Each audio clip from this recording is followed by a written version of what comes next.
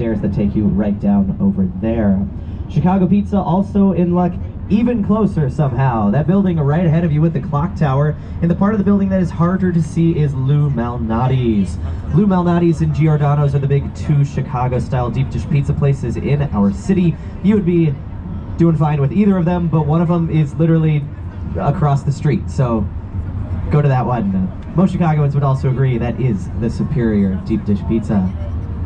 Good to hear, because that gate's getting closed, the ramp is gone, so it's just you and me for the next 75 minutes. So I hope you like the sound of my voice, and if you don't, bars downstairs, couple drinks in, it doesn't matter what I'm talking about at all.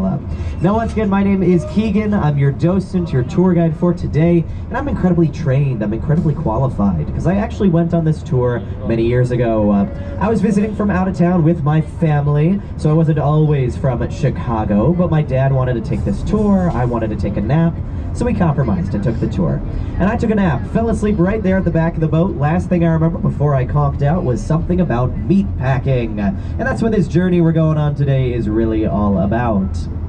Not sleeping and not meat packing. It's about redemption, because what was once a tired, bored little boy is now a well-informed, educated grown man before you. So together we will explore the stories and adventures that make up this city, stories of redemption. Because they may call Chicago the second city, but I prefer to see it as the second chance city. I'm given a second chance today to show you the beautiful city I missed out on all those years ago, and I hope you don't make the same mistake I did, because this city is truly one of a kind. With all that in mind, the first building on our tour is on your right. It's got a clock tower. It looks like two buildings connected by a bridge, because that's exactly what it is. It's the gorgeous Wrigley Building. This is a Spanish revivalist style building because it's modeled after La Giralda, the Seville Cathedral in Spain. And it was built when America was a very young country. We were bumbling around trying to find ourselves. And on this journey of self-discovery, we borrowed a lot of architecture from other countries who'd been doing it a lot longer than we had. Mainly European countries. That's who we were familiar with. My favorite thing about the Wrigley Building, though, is that it was built using William Wrigley's chewing gum fortune. So if you have ever had Wrigley chewing gum, you didn't help build that. That was already there. But you did help someone get very, very rich. And isn't that what it's really all about? And speaking of very, very rich, right in front of you we have Trump International Hotel and Tower. Timed out a little poorly, but it is the second tallest building in all of Chicago. This is a style of architecture known as contextualism. Contextualism is all about complementing the context, blending in with the surroundings, which is why it has its name on it in giant letters. Kidding. It's why it's got that glass face that visually connects it to the water below, as well as reflects all of these beautiful buildings around it. You might have also noticed it has 3 patio-like things or setbacks. Each setback is the same height as the building near it. That first one, same height as the Wrigley Building. That second setback is the same height as this white rocket ship looking building right across the river. And that third setback is the same height as the big black box building right next door. Now, Trump Tower was designed by Adrian Smith. That's a Chicago architect we will talk more about later on the tour. But right now, if you're just looking up at the top thinking, I wish I could live up there, looking down on all of us peasants below, good news, you can, for the low, low price of $20 million, which is what the penthouse most recently sold for. And I know what you're thinking. That feels a little low. You're absolutely right. The asking price was $30 million. They lowered it so us regular folk could have a shot. Coolest thing I learned about the building, actually very recently, heads up, I'm going to talk about Batman a lot on this tour. If you saw The Dark Knight at the end of the movie, Batman and Joker fight in a construction site, that was Trump Tower. It was being built at the time, so it looked a little bit different. Now on your right, we have arguably the most iconic buildings on the tour. So behold, Marina City, or less dramatically, the Corn Cops. These are residential towers outfitted with parking, restaurants, offices, stores, a movie theater turned to the House of Blues, and judging by this crowd, it's got exactly what you're looking for. Those buildings have yacht parking. They are a city within a city because they were built in the 1960s when everything around us was an industrial district. Nobody was living here. So Bertrand Goldberg, who designed those towers, wanted to draw people into the riverfront. He wanted to draw people in to the center of our city. As we head out from under the bridge, you can see the yacht parking on your right. Above it, a restaurant, and above that, regular parking. Fun fact, that is valet parking. You are not allowed to park your own car in your own building. They just don't think you'd be skilled enough to do it, so somebody else does it for you. And Marina City was the first residential building built right on the river. It set a precedent of drawing people into a riverfront that Chicago has continued to this day. In fact, the best example of drawing people into a riverfront is on your left, the fabulous Chicago Riverwalk, which might be a little newer than you thought it was, because this Riverwalk was originally designed on a plan for the city in 1909, but they didn't start construction on it until 2003, and it wasn't completed until 2016, so better late than never.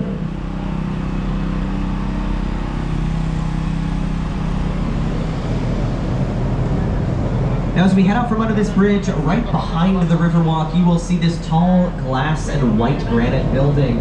This is 77 West Wacker, a neoclassical style building because it combines neo or new materials like glass and granite with classical styles like Greek and Roman. Because if you look all the way up there, it looks like the Parthenon, a Greek temple, is sitting on top of the building.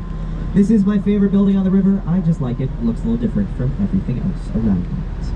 And speaking of what's around it, right next door is 111 West Wacker. And when I'm not doing this, I do real estate. I recently took a client on a tour of that building. When we walked in the front doors, they handed us glasses of champagne. It was very fun, it was very fancy. It told me I cannot afford to live there. But if you are wondering, apartments in that building start at $3,500 a month. They only go up from there, and trust me, they go up a lot.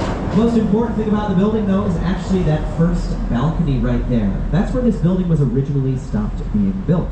They started this in the late 2000s. In 2008, some stuff happened with the economy. They stopped building the building. It just sort of sat here, taking up space. Much more recently, Chicago's architects decided we could do something with that. So they continued building upward. They finished the building, but they still left that cutout there, showing what had come before them. We're going to see quite a few examples on the tour today of architects paying the respects to what came before them. In fact, we're going to see another example of that right on the other side of this bridge.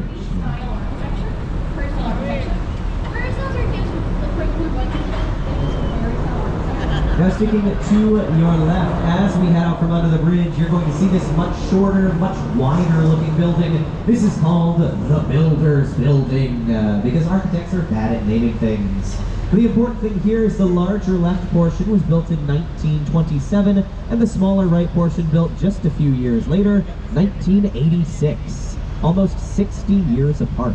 But it still looks like one cohesive structure, as the architects of the newer side used modern materials but referenced the original style. Now coming up right ahead of you is the Wells Street Bridge, and I know what you're thinking, Keegan, that looks like every other bridge I've seen today. Why should I care about this one? You're absolutely right, that does look the same, but this bridge is only 9 years old. It is a perfect replica of the original, which was here for 91 years. This one plans to be here 91 more, and I sure hope it will be, because we're right under it. As we head out the other side, though, on your right, we have a Merchandise Mart. This is a very large example of Art Deco. We will see a lot of Art Deco buildings on this tour, and you can identify them from those deep inset windows. The vertical lines shooting up the building like a pinstripe suit, and the machine-made precision. It was built for the age of optimism here in America, those roaring 1920s.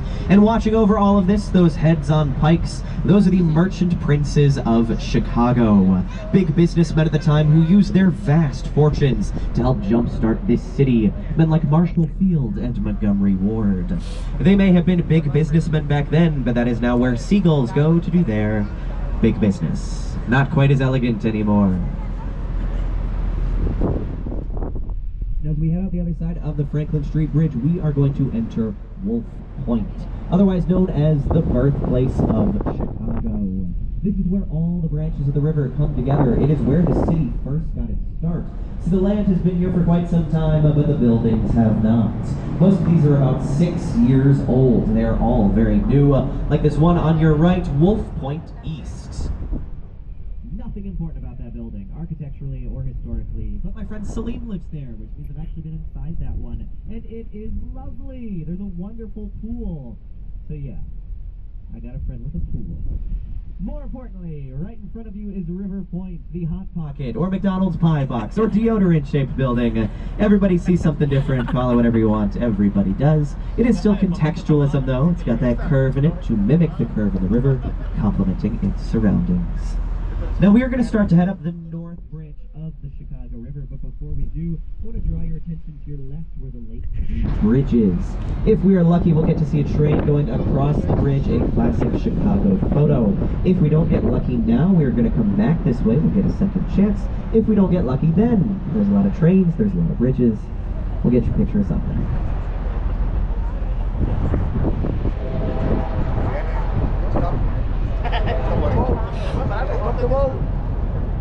Okay, we're not getting lucky. We'll come back. But just keep glancing over, just in case it comes by. Anyways, we are leaving behind Wolf Point and all these very new buildings, because as we head up the north branch, that peach-colored building right ahead of you is the oldest building on the tour. It is from the 1890s. There are other older buildings in Chicago, but you cannot see them from the river, so that's the best you're going to get today. Now, this building is Fulton House. It is a former meatpacking freezer. It also happens to be where I fell asleep on the tour, so hopefully that does not happen this time. Obviously, nothing to do with meatpacking anymore. In the 1970s, that business was dying down in Chicago. This building was renovated, turned into a residential one, so it could remain relevant. Unfortunately, one very important thing was forgotten while this was happening, which is that this building was a freezer for a very long time. So it said that it took 3 months for the building to thaw out before they could even begin working on it.